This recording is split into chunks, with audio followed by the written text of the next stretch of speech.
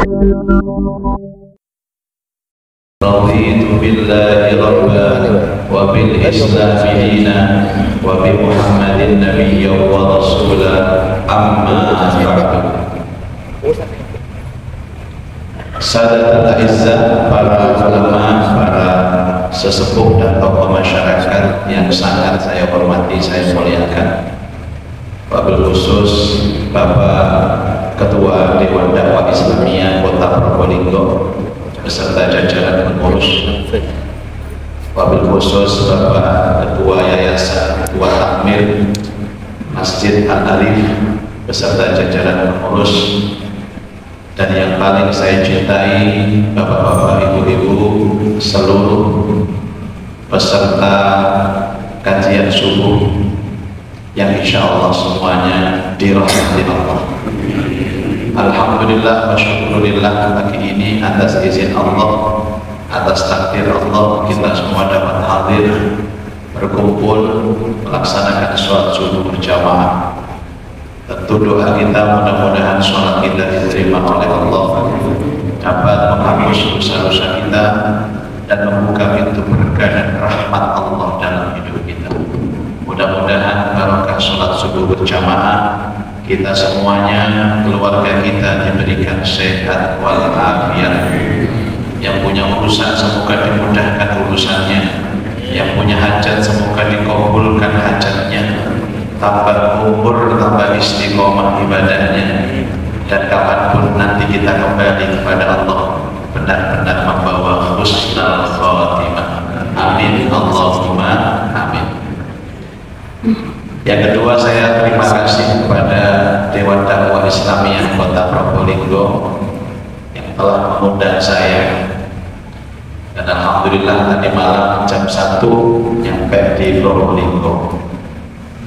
Jadi dapat nikmat istirahat itu 2 jam kurang sedikit karena ngobrol dengan anak saya kemarin di hotel. Dan memang bulan kemarin di Banyuwangi Ahad ke-4, sebelumnya di Tuban, dan sebelumnya di Islamic Center Samarinda. Insya Allah akan ke-4 besok di Pamekasan, Madura. Mudah-mudahan pertemuan kita diberkahi Allah, pulang dari tempat ini dosa-dosa kita diampuni Allah, dan segala kebaikan dan keberkahan dilimpahkan Allah kepada kita semua. Amin Allahumma amin.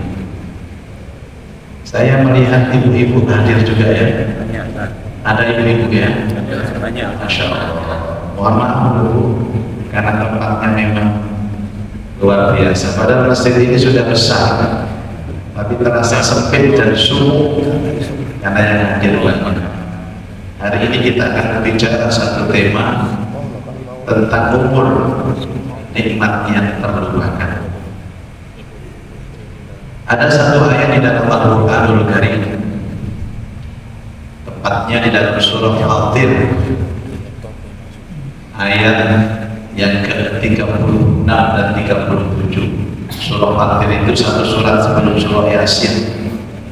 Kalau surat Yasin nomor 36, Fatir itu surat nomor 35.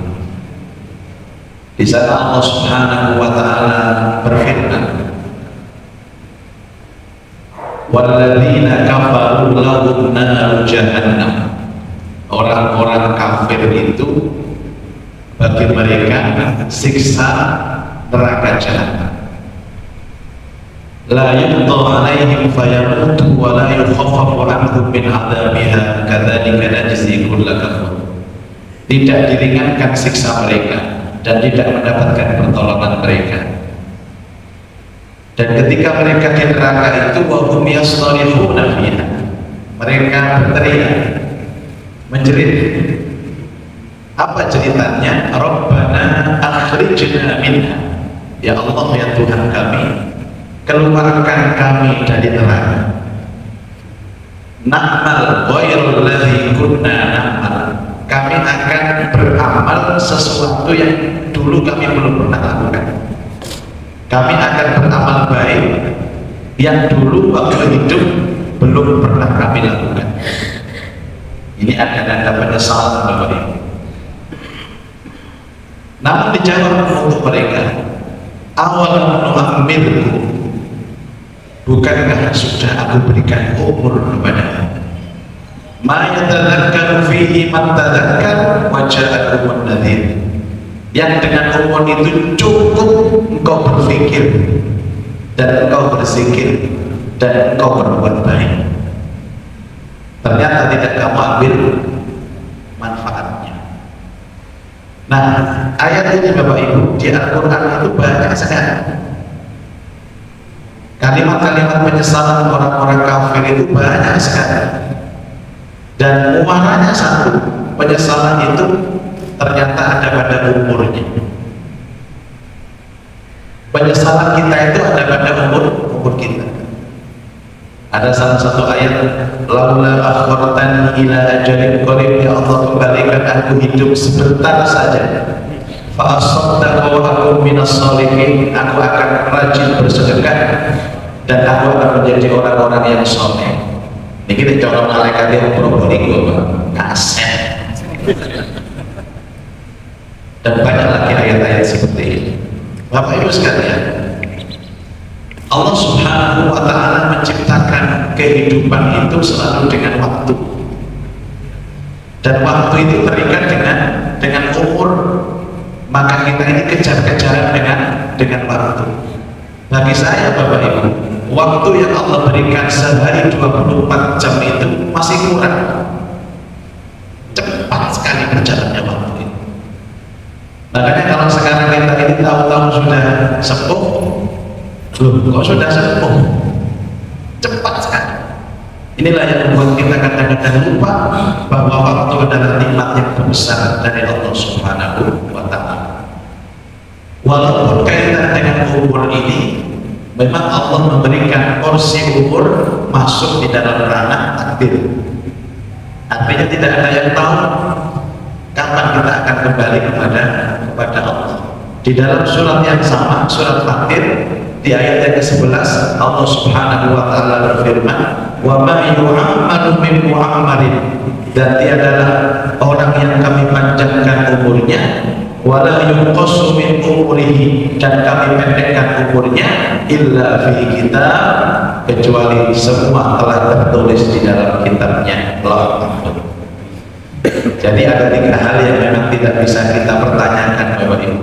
Pertama adalah rizki kita, yang kedua jodoh kita, yang ketiga adalah umur kita. Ada sebagian dari kita umurnya panjang, ada sebagian kita umurnya pendek. Itu urusan Allah. Bahkan ustaz atau kiai sekalipun, siapapun tidak akan bisa menjawab berapa jumlah umur kita. Yang kita lakukan adalah bagaimana mengisi umur ini dengan amal soleh, dengan perbuatan yang baik dan ibadah. Ada seorang jamaah yang bertanya kepada saya, Pak, Allah itu kok gak adil ya Pak? Maksudnya apa? Kenapa ada orang umur panjang, umur pendek? Terus mau sampai apa? Ya kalau Allah adil itu orang mestinya ya umurnya harus sama, matinya harus bareng. Gak mikir deh ini Pak, karena mati ini bareng, mudi ini sombong. Justru Allah itu menjadikan kematian ini bergantian itu agar ada yang ngurusi, ada yang sholati, ada yang menguburkan. Nah mati ini bareng, itu sombong saya keramat.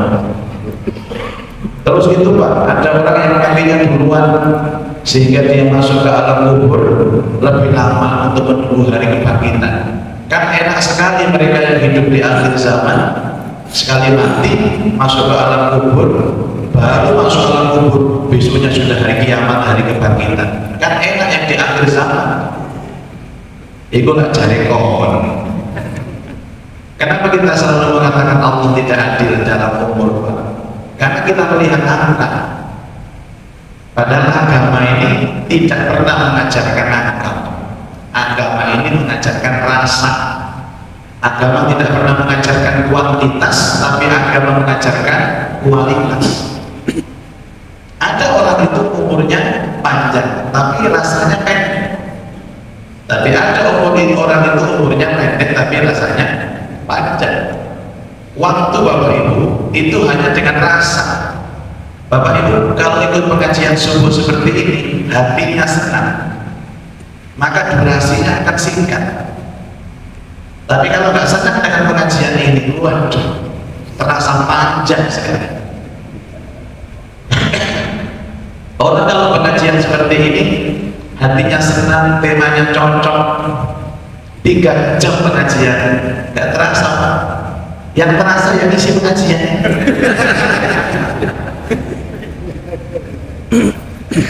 Maka Rasulullah SAW itu hanya diberikan umur terbatas sama Allah. Kita tahu sejarah Rasulullah itu umurnya hanya 63 tahun.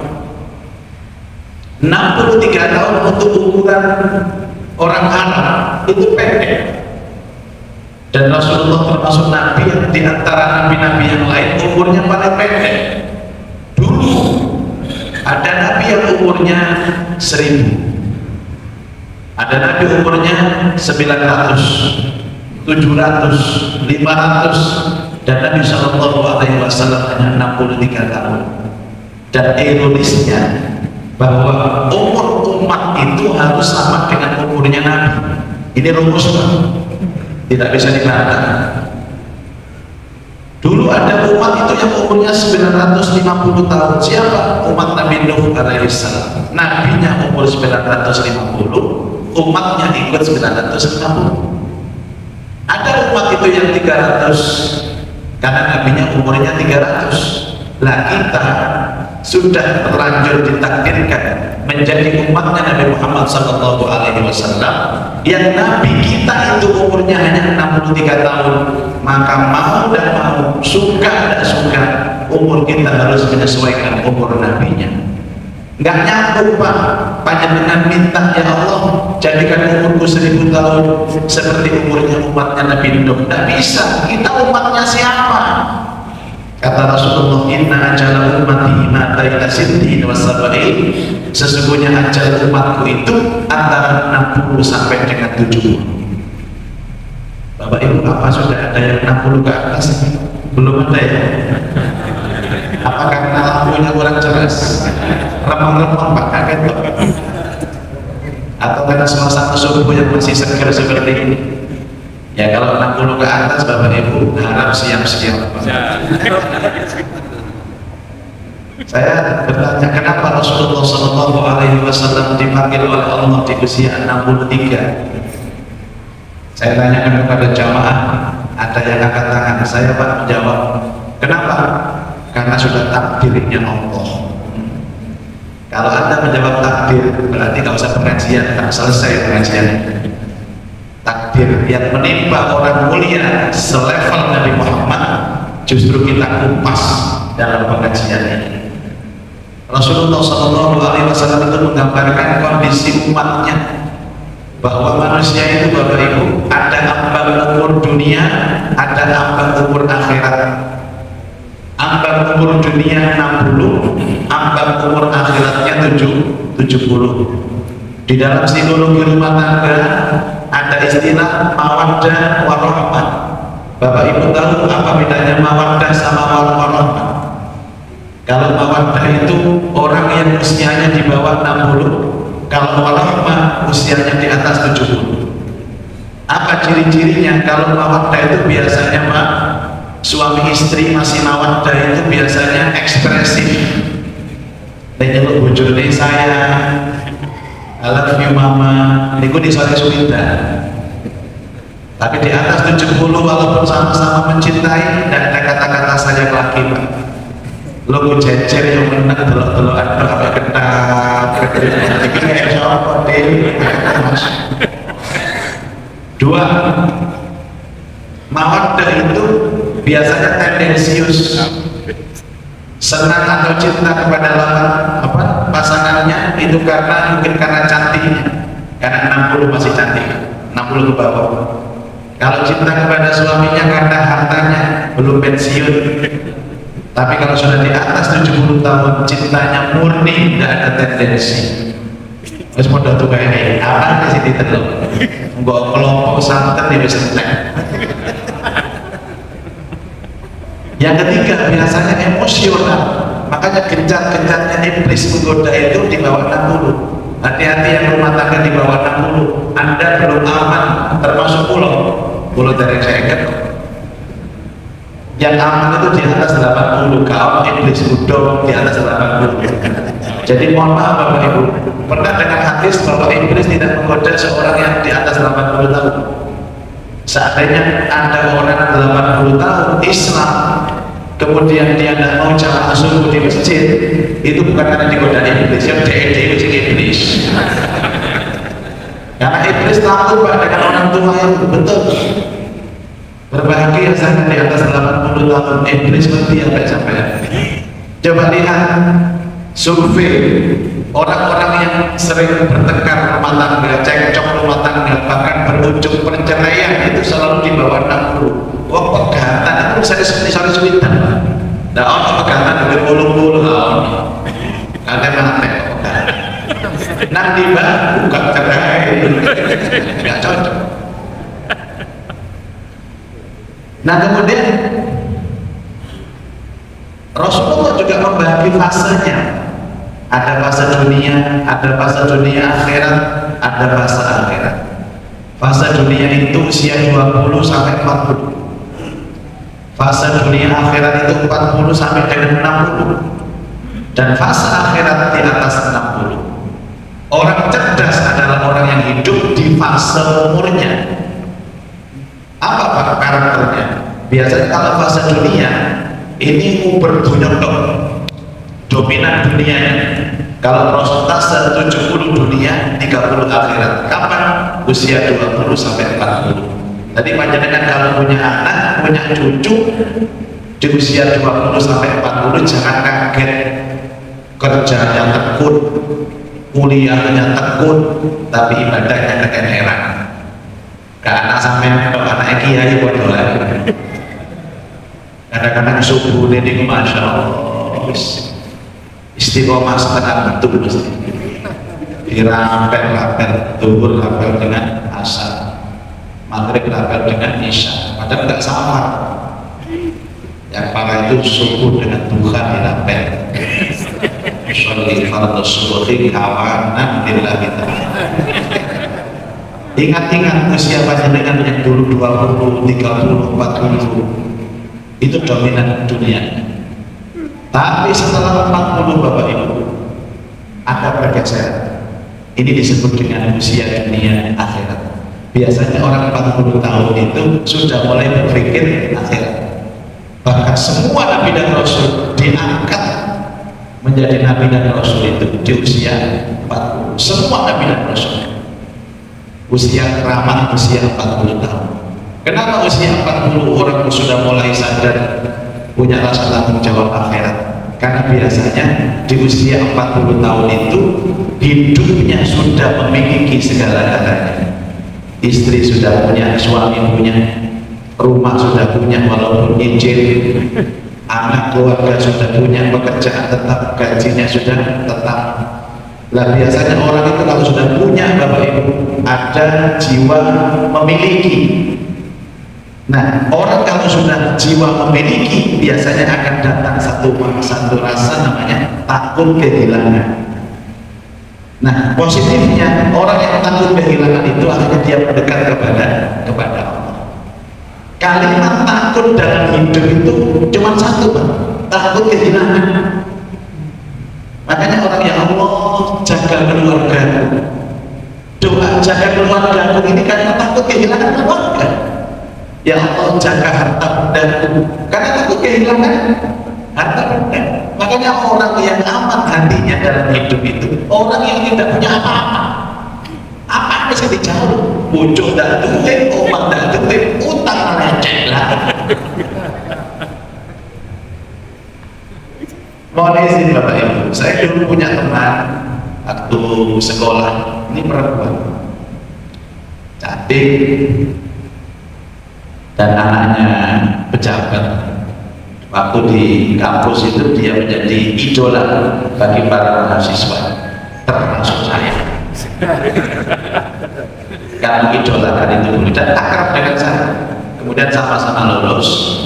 di pasca sarjana itu beliau ini pindah ke Jakarta, jadi salah satu direktur di BUMN di Jakarta.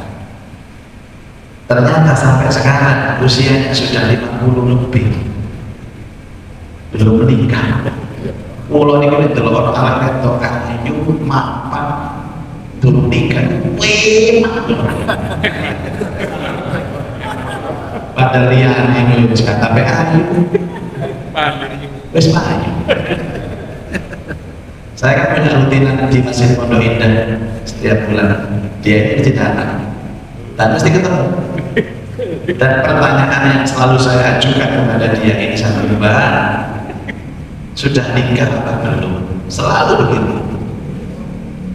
Dan jawabannya belum, Mas. Masya Allah. Kadang saya berpikir, apa bertanya? Maaf. Ini kan harapan-harapan kecil. Belum, Mas. Saya tanya, kenapa belum nikah? Apa jawabannya? Hebat. Saya belum siap kehilangan. Ya Allah, filosofi jawabannya ini luar biasa. Dia sadar kalau saya punya suami, artinya saya memiliki suami, dan kalau saya memiliki suami, artinya cepat atau lambat saya akan kehilangan suami. Bu, betul dari sampai siapapun yang punya suami pasti akan kehilangan suami, dan kehilangan suami dalam agama itu ada 3. 1, kehilangan karena ditinggal mati. 2, kehilangan karena ditinggal meninggal. 3, kehilangan karena kehilangan harapan. Wong isi urip Pak, betina kita terima, tapi gergen mati Anda kehilangan harapan. Kalau atas survei di 100 orang muslimah yang punya suami, kalau takut ibu pilih mana kehilangan suami? 1, ditinggal mati. 2, ditinggal meninggal. Yang 3, kehilangan harapan.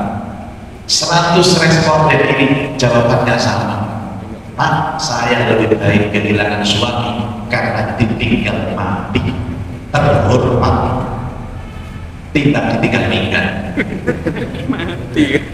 Apalagi meninggalnya sama malampir itu. Yang lebih parah lagi kehilangan harapan. Masya Allah, wong isi urip betina belibet kata peribat, tapi dia ngomongnya legit Pak. Masya Allah. Makanya istri-istri itu kalau punya suami kehilangan harapan itu, setiap suaminya itu tidur dilihat wajahnya dan dia berdoa, ya Allah, kapan matinya makhluk ini? Hati-hati. Bapak Ibu, sadarkan kita, semakin kita mempunyai, semakin takut kehilangan apapun itu. Dulu awal-awal kita ke Masjid Al-Arif ini kan pakai motor butut, sekitar tahun 90-an. Motornya kalau di starter itu Pak, kenal bote belum wiret muni nih pek. Tapi gak apa-apa, dibawa ke masjid, diparkir bawah pohon, tinggal jamaah di sop pertama, gak kepikiran sepeda motor itu belas, kok ngelek kan. Tahun ini beli sepeda motor baru keluaran 2024, Matic Pak, dibawa ke masjid, dikunci setir, terus dikunci roda, digawe rantai bisa. Oh ini sholat gak dalam sok pertama, sok buri dewi sebelah sepeda motor. Dari sini punya pengalaman apa? Takbir keliling Allah, seorang sepeda motor itu pengaruh Bapak. Makanya Rasulullah kan pernah mengajarkan, silahkan kalian mencari dunia, tapi cukuplah dunia itu taruh di tangan kalian, jangan di hati kalian. Kalau dunia sudah di hati Pak, dapatnya senang, hilangnya susah. Tapi kalau dunia ada di tangan, dapatnya biasa, hilangnya juga biasa. Maka doanya Nabi adalah, ya Allah, jadikan dunia cukup di tanganku, jangan di hatiku. Hebat. Ada orang-orang Probolinggo doa, ya Allah, jadikan dunia di tanganku. Jadi kalau dunia Allah, kok gak tahu apa-apa. Bapak Ibu, Kemudian yang kedua, hikmah Nabi Shallallahu Alaihi Wasallam diambil di usia 60 tahun, antara 60 sampai 70. Itu usia paling produktif, Pak. Puncak-puncaknya orang kuat itu ya di 60 tahun itu. Setelah itu turun. Makanya kata Rasulullah Shallallahu Alaihi Wasallam, ada umatku yang umurnya di atas umurku, dialah orang yang disayang Allah. Tapi konsekuensi disayang Allah, kenikmatan dunianya dicabut sedikit demi sedikit. Nyuwun ngapunten yang di atas 70 tahun, saya pun juga akan berjalan ke sana. Waktu tua ya gak usah jalan, tua dhewe. Ya Allah, tuakan diri, gak usah. Dulu atau tua saya juga menuju ke sana. Orang itu kalau sudah di atas usianya Rasulullah, di atas 70 tahun, dia disayang Allah. Tapi ingat, nikmat dunianya dicabut sedikit demi sedikit. Nikmat yang pertama, kekuatan otot. Dukuri minum mulu, Pak. Wes sudah mulai menurun kekuatan otot. Dulu umur 30, 40 gendong bojone lemah. Walaupun bojone lemah. Tapi setelah 80 tahun oncok gendong bojone, nggak usah dan cepiti dewi gemeter barang-barang logam. Karena saraf otaknya itu sudah gak nyambung dengan tangannya, alias stroke. Yang kedua, kekuatan pandangan mata mulai kabur, remah-remah dalam modelnya sok, tapi dalam duit jelas karena terbiasa. Yang paling parah nikmat daya ingat. Kocok mau harus digawe, digolek. Ibu-ibu jilbab itu terus digawe, digolek, dikodok. Lah itu bagi kami, oh iya selali ya. Bapak Ibu satu minggu lupa itu 2 kali 3 kali itu wajar. Seminggu itu lupa 7 kali, tiap hari lupa. Itu jadinya istiqomah. Dan ingat warning dari Allah Subhanahu wa taala, wa man nu'ammirhu nunaqishu fil khalqi afala ya'lamun. Barang siapa yang kami panjangkan umurnya, maka kami kembalikan dia dalam penciptaan asalnya. Penciptaan asalnya dari bayi nanti akan kembali kepada bayi. Mau dan mau, suka dan suka, kita semua akan berangkat di alamat dan fase yang sama. Bayi dulu kalau jalan dituntun, Pak. Nanti kita kalau sudah tua juga dituntun. Bayi kalau makan disuapin, nanti kalau kita tua bodoh disulang disuapin. Bayi kalau kencing buat air kecil itu, Pak, nelecek di mana-mana. Gue tua ya bodoh. Akhirnya dipakai pampers. Bayi pempesan, bayi pempesan. Kenapa bedanya? Ukurannya bayi S, segera XXL. Oh lembut ya. Kembali kepada bayi, makanya kakek itu kalau dialog sama cucunya itu cenderung lebih nyambung daripada ke anaknya sendiri. Podo soalnya, podo bayi ini. Ayo kek main kuda-kudaan. Kalau yang minta itu cucunya, kakek kan senang, kakek jadi kuda, cucunya naik. Coba anaknya sih dalam, gendeng apa? Segera jalan-jalan. Telepon dulu kan? Saya kan mau punya cucu. Telepon, nenek ke cucu itu nyambung. Loh gimana cucunya? Itu kok namanya kok nggak tahu ya? Ya Allah, memang tua lali orang tua. Itu namanya kenapa ada filosofi bahwa nanti semakin tua kita akan dikembalikan Allah kepada bayi lagi. Wallahu khalaqakum min dhafin, thumma ja'ala min ba'di dhafin quwwatan, thumma ja'ala min ba'di quwwatin dhafan wa syai'an. Allah menciptakan kamu dari lemah. Kemudian lemah itu Allah menciptakan kamu menjadi kuat, tapi dari kuat kamu akan dikembalikan Allah menjadi lemah lagi. Lah kalau pakai logika seperti ini, kenapa sampai detik ini masih banyak orang yang minta ke Allah agar dipanjangkan umurnya? Bagaimana mungkin dia minta kepada Allah dengan kondisi yang kembali kepada bayi? Maka saya lihat teratur dalam Al-Quran dan riwayat, apa benar Rasulullah mengajarkan umatnya itu untuk doa panjang umur? Jawabannya ternyata tidak ada. Yang ada Rasulullah mengajarkan minta berkah umur. Karena orang semakin tua itu akan semakin drop, semakin lemah. Ada seorang kawan sekarang di Surabaya, ibunya di Tulungagung, usia 104 ibunya. Dulu waktu saya masih kecil sering ke ibunya, apal dengan saya seperti anak kandungnya sendiri. Kemarin saya diajak ke Tulungagung, ayo mas, kalau ibu mas, seneng kalau sampai ada ibu 104 ya Allah, alhamdulillah ibuku sehat. Sudah benar pak sehat, tapi yang ikut waktu masuk kamar teman saya mengenalkan, bu, ini loh bu Muzaki, bu, Dewi bu Muzaki kok Dewi ya wis ora jenggote kok Dewi. Artinya saya loh, masya Allah, kenapa orang itu harus mengejar seperti ini? Dia tahu pak, semakin tua dia akan semakin melemah. Kenapa melemahnya itu diminta kepada Allah? Bagi kita yang merasa beriman kepada Allah, seolah-olah kita ngomong sama Allah, ya Allah, berapapun jumlah umurku gak penting, yang penting umurku manfaat.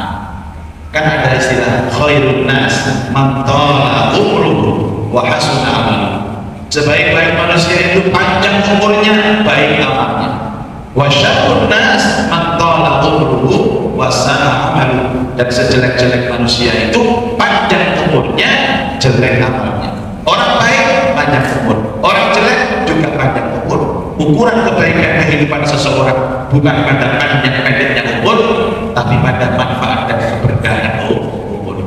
Bahkan mohon maaf Bapak Ibu, saya menemukan satu ayat, maaf Pak, kalau ada orang yang selalu minta panjang umur, dia dikategorikan dua, kalau nggak musyrik, munafik.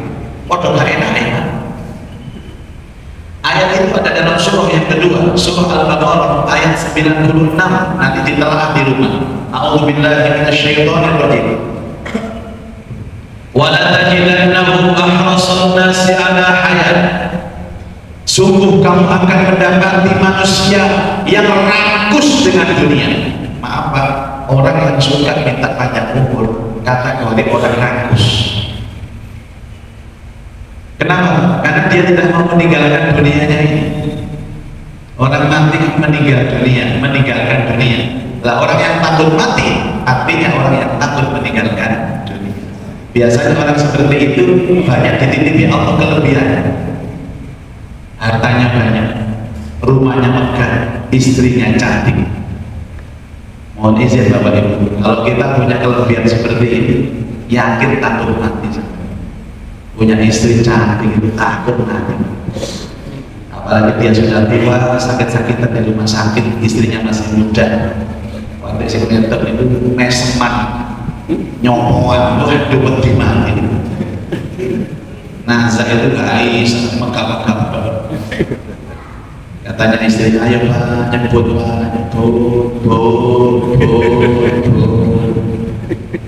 dia istrinya itu masih cantik, masih muda, dia berdoa, ya Allah jangan mati dulu ya Allah, istri saya masih muda, masih cantik, kalau saya mati itu pasti diambil kawan saya ya Allah, karena sudah lama diincar ya Allah. Itu bojone bojone yang cerewet misalnya, oh ya Allah lebih cepat lebih baik ya Allah, lepaskan saya dari belenggu musibah malampir. Itu resikonya, makanya katanya Umar bin Khattab ketika dia akan jadi Amirul Mukminin, beliau itu punya asisten, di mana asisten ini menyiapkan keperluan beliau, dapat rumah dinas, kemudian dapat kendaraan dinas, dapat baju seragam, dan itu merupakan kewajaran Bapak Ibu. Jadi Bapak Ibu tidak usah ini, kalau menteri, wakil menteri kemarin dikasih seragam kayak tentara di Magelang, tidak usah ini. Itu memang fasilitas yang harus mereka dapatkan, rumah dinas, mobil dinas. Nah sama nggak jadi opo-opo ya, juga dikei apa ya.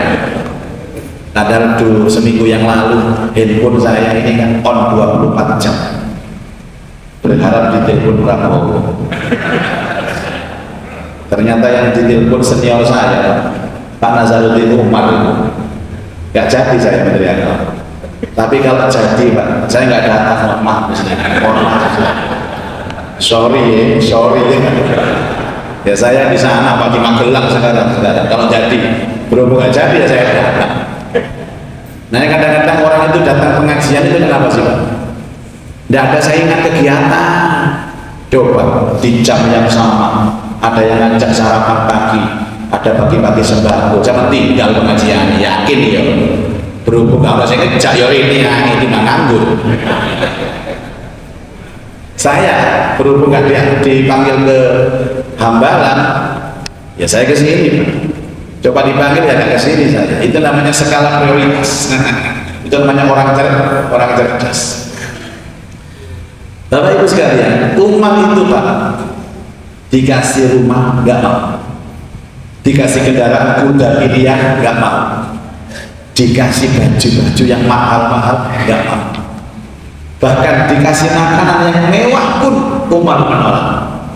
Asistennya tanya, Umar, kamu berhak mendapatkan ini karena kamu itu Amirul Mukminin. Kami rela, kami ini orang-orang Islam itu rela memberikan fasilitas kepadamu karena kamu pemimpin kami. Kenapa kamu gak mau? Bukan masalah saya gak mau. Kalau saya itu sering menikmati hal-hal yang mewah seperti ini, saya akan takut mati. Saya akan takut meninggalkan kemewahan ini. Makanya orang-orang yang hidup dalam kemewahan itu cenderung takut mati Pak. Betul, saya setuju. Tapi orang-orang yang hidupnya sengsara, gak tahu nyekel duit, dikuyok-kuyok ngomong, siap kau mati ya. Kapanpun kau manggil aku siap ya. Kok masih model koyoknya itu masih gak duit apa. Tapi kalau yang punya tabungan, punya deposito, punya aset, punya tanah di mana-mana, waduh susah Pak, dia mau mati susah. Kita sudah tahu kegelisahan kita itu karena kegelisahan dunia. Dan di situ Allah mengingatkan, wa minal ladzina asyraku, termasuk orang-orang yang musyrik. Orang musyrik itu sama, dia takut matinya setengah mati. Akhirnya apa? Atas dasar ketakutan mereka terhadap kematian, akhirnya mereka berdoa, ya Allah panjangkan umurku. Wa minal ladzina asyraku yawaddu ahaduhum law yu'ammar, mereka menginginkan umurnya dipanjangkan. Dan gak kaleng-kaleng Pak, minta panjang umur itu bukan kok kaleng-kaleng, gak minta 100, minta 1000. Wa minal ladzina asyraku yawaddu ahaduhum law yu'ammar alfasana, 1000 tahun. Jenengan ngecek nanggung jalur umur sisa. Ya Allah, berikan aku umur panjang 1 juta tahun. Jadi mereka gendeng loh. Hadirin, kenapa? Apakah umur panjang itu bisa merubah mereka menjadi baik? Bukan. Apa kata Allah? Ya waktu ahaduhum law yu'ammaru alfasan wa ma huwa bimusahsihi minal adzabi ay yu'ammar. Padahal panjang umurnya itu tidak membuat mereka semakin baik. Daman mau Pak, nek dawa-dawa umur tapi gak manfaat, nambah dosa. Sejarah menorehkan, di samping Rasul itu usianya 63 tahun, banyak ulama-ulama besar itu yang tidak nutut sampai 60. Imam Syafi'i gak sampai 60, Imam Ghazali gak sampai 60. Banyak imam-imam yang lain, bahkan imam siapa itu Syekh Muhammad Abduh itu hanya 39 tahun, tapi karyanya banyak, tulisannya banyak, yang sampai sekarang tulisannya itu dinikmati oleh para ilmuwan seluruh dunia. Orang yang mati tapi pahalanya terus hidup. Makanya konteks panjang umur itu tidak ada, yang ada berkah umur.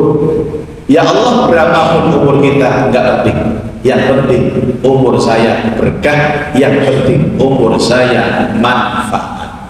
Bapak Ibu, dari sinilah kemudian kita berpacu dalam kehidupan ini yang diistilahkan oleh Al-Quran, fastabiqul khairat. Ayo berlomba-lomba dalam kebaikan sesuai dengan kapasitas kemampuan kita, karena Allah Subhanahu wa Ta'ala itu kan memberikan potensi kepada kita semua untuk berbuat kebaikan. Jangan sampai sedikit waktu berlalu tapi tidak ada hal yang kita lakukan. Banyak Bapak Ibu penyesalan itu muncul ya karena kehilangan waktunya. Hari ini ada Bapak itu yang daftar kursus baca Al-Quran di Masjid Al-Falah Surabaya. Kebetulan saya tim penguji Pak. Ya, terus dia datang, saya tanya, Pak, apa motivasi Bapak ini kok ngaji Al-Quran? Ya saya kepingin masuk surga, Mas. Oh ya, usia Bapak berapa? Saya 81. Baik, sekarang Bapak saya tes ya. Tesnya apa? Baca surah Al-Fatihah. Bayangan saya Pak, jenenge wong Islam, masa ono wong Islam gak bisa baca Fatihah? Ternyata dia diam saja. Pak, baca Fatihah menengai. Sampai saya sentak, Pak, Fatihah. Nangis. Buatan sakit Ustaz. Loh, Bapak Allah. Udah, saya lahir procok ke Islam. Nah terus sholat sampai nih. Nah ini masalah lain. Kalau dari nanti sholat dari. Dan saya belum pernah baca Quran. Loh, Bapak setua ini tidak bisa baca Quran. Iya Ustaz. Nah terus bagaimana? Ya itu makanya saya datang ke masjid ini untuk daftar kursus Al-Quran. Anda ini Ustaz anak gajimu oh dia pertama ngiling dong ini. Ya jadi tua-tua keladi yang ini wes gak dapat diblas dong ini. Nggak, maksud saya Bapak itu kan katanya Islam dari lahir. Kenapa seusia ini belum bisa baca Quran? Bapak kemana? Saya tidak sempat Ustaz. Saya sibuk. Jadi saya mulai bayi itu sibuk terus. Nah terus ya nggak tahu sudah tua seperti ini. Jadi bahasa tahu-tahu itu kan bahasa ketidaksadarannya bahwa umur ini berjalan dengan cepat. Tahu-tahu nek jari wong Surabaya ujung-ujung nek bahasa Jermane dumadaan itu bahasa Jerman.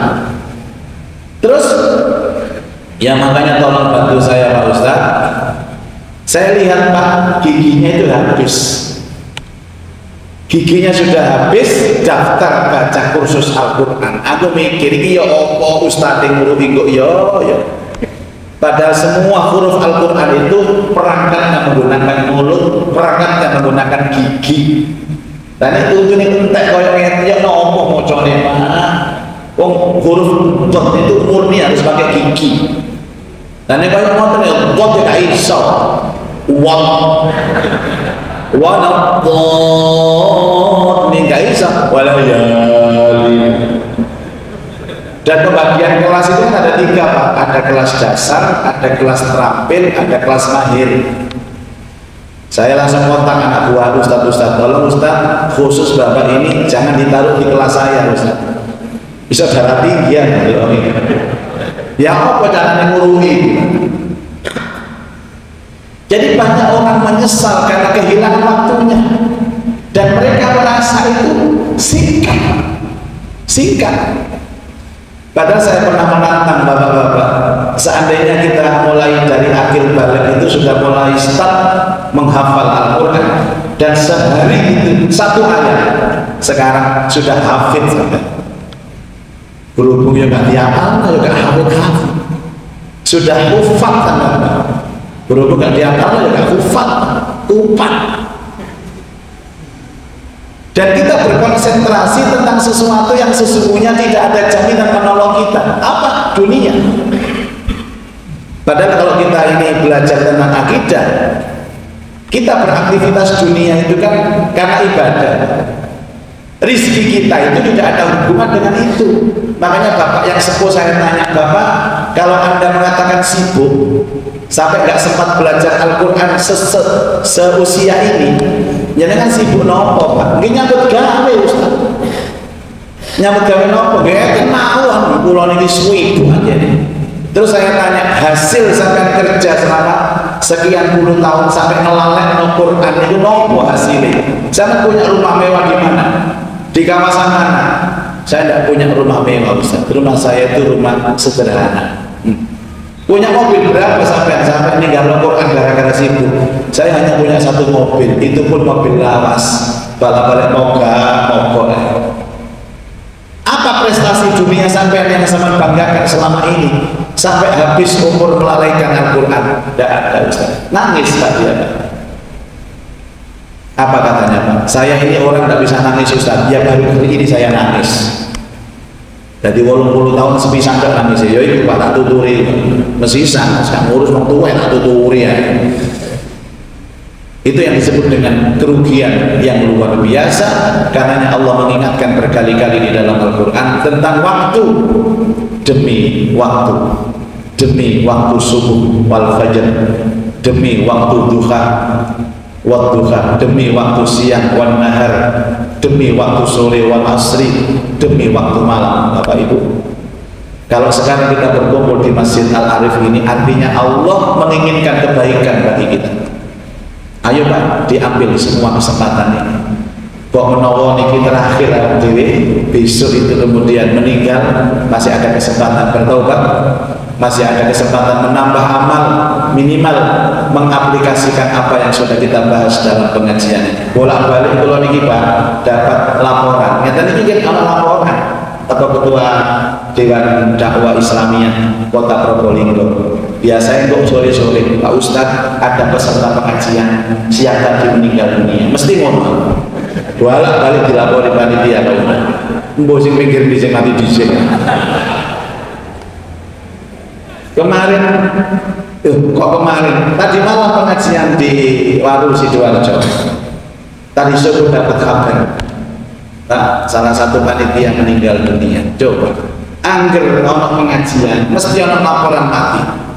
Tapi orang yang seperti itu, orang yang dikehendaki baik sama Allah. Biasanya begini, orang yang dikehendaki baik sama Allah itu tambahnya umur, tambah baik, tambah baik. Dan saya mengingatkan ibu-ibu, halo ibu-ibu, semakin tua, ojo akeh mikir no anak. Sudah, ikhlaskan anak sampean, ikhlaskan putu sampean, karena mereka punya kehidupan sendiri. Bagaimana caranya Pak Yai? Bikin komunitas sing podo tuweke, ngadakno pengajian, taklim. Saya sering ngisi pengajian Muslimah Probolinggo, saya juga sering diundang. Wes gak usah jaga no anak Pak. Jangan berharap anak, sudah saya ingatkan kembali, anak kita sudah punya kehidupan sendiri. Nek sampai loro, gak disambangi anak ojo belum, anak sampai yo sibuk. Kalau anak kita datang nyambangi kita, itu bonus. Nek gak, ojo diarep-arep. Ayo bikin komunitas, sing tuwek-tuwek podo guru, sing tuwek-tuwek nyeluk guru, nyeluk ustaz, kanggo ngaji. Ibu-ibu juga demikian, cari komunitas Bu, cari bestie yang baik. Biasanya podo tua ibu, anak podo keluar kota kabeh, nasibnya podo, nek ngomong nyambung biasanya. Satu nasib itu Bang, kalau ngomong nyambung biasanya. Podo tua terus podo ditinggal anaknya, ditinggal bojone, podo rondoe, itu nek ngobrol nyambung biasanya. Satu nasib, satu perjuangan. Dan itulah yang dijaminkan oleh Rasulullah SAW yang disebut dengan teman surga. Kadang-kadang koncoannya tadi Bang luwe akrab timbang dulur kandung. Koncoannya tadi Ibu luwe akrab timbangane anak kandung. Betul Pak. Saya sekarang sudah mulai membangun komunitas yang satu nasib dengan saya, wis. Satu nasib sering disentai bojo, niku biasa hanya ketemu nyambung Pak. Ya apa kabar Pak podo cari teman yang senasib. Ini yang disebut dengan saudara atau sahabat surga kita. Dan ini Pak yang kita harapkan nanti mendoakan kita ketika kita mati. Sehingga kalau kuburan itu sampai ya tonggo-tonggo sampai di kocok-kocok ini gak kira anak itu telat mbok tekoi. Kadang-kadang saya sudah siap, sudah saya mandikan jenazahnya, sudah rampung jenazahnya, disolati, mau diberangkatkan, nggak mau. Jangan dulu Pak, nunggu anaknya di Bandung. Terus dia kapan terbangnya? Rencananya terbang nanti nggak dapat pesawat Pak, rencana naik kereta nanti malam sampai di sini pagi. Oh, tadi cerangkong bapaknya. Jangan, kamu tahu apa kita nunggu anaknya, berangkat sekarang. Yang berangkatkan itu tetangganya, yang berangkatkan itu teman-teman majelis taklimnya, anaknya malah gak sempat untuk mengantarkan ke kuburan. Itu namanya penataan hati di usia tua. Terus Bapak Ibu, menyenangkan kalau ngaji yang sepuh-sepuh ya, yang sepuh di atas 70, ngajinya ojo abot-abot. Ngajinya sing ngenteng-ngenteng aja. Jangan bahas masalah neraka. Ngaji apa Pak? Dahsyatnya siksa neraka. Hati mulai mendung. Ya boleh sesekali tapi jangan sering-sering. Ya surga, nikmat kubur gitu loh Pak. Yang enteng-enteng, terutama masalah tazkiyatun nufus, belajar ikhlas, belajar sabar, belajar qanaah. Itu pelajaran yang cocok untuk usia tua. Nanti pasangan belajar taksin, tak kalau untuk nintek taksin apa? Belajar yang enteng-enteng. Pak Ustadz, saya ini alhamdulillah usianya 75. Kemarin daftar di Al-Falah itu di kelas tahfidz, tahfidz. Tahfidz ternyata sudah hafal berapa Pak? Alhamdulillah 3 surat Ustaz. Qul huwallahu ahad, a'udzu birabbil falaq, qul a'udzu birabbin nas. Lah umur 35 telas tahfidz gitu ya Allah. Sing dihafal nang Quran iku nopo bala-bala kali ya. Yasin itu loh, hafal malamnya, paginya lupa. Saya nyimak bapak-bapak umur 70. Bismillahirrahmanirrahim. Yasin. Mandek menang suwe. Napa Pak terusane? Supe kula Ustaz. Tadi saya mau hafalan Yasin itu sing diiringi ayat pertama kok Yasin. Sapa lah sing mantuk niku padha niku.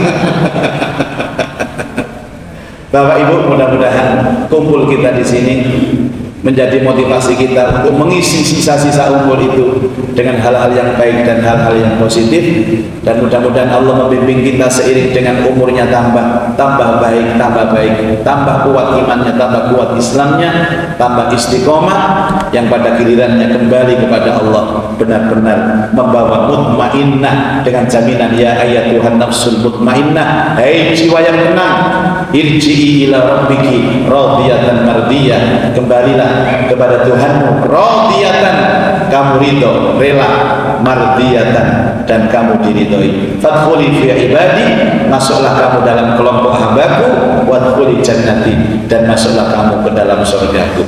Semoga menjadi pintu hidayah untuk kita semua dan kita dianugerahi oleh Allah ilmu yang manfaat. Terima kasih dan mohon maaf sesuai amanah dari pengurus dan panitia tidak ada dialog. Monggo Pak. Baik,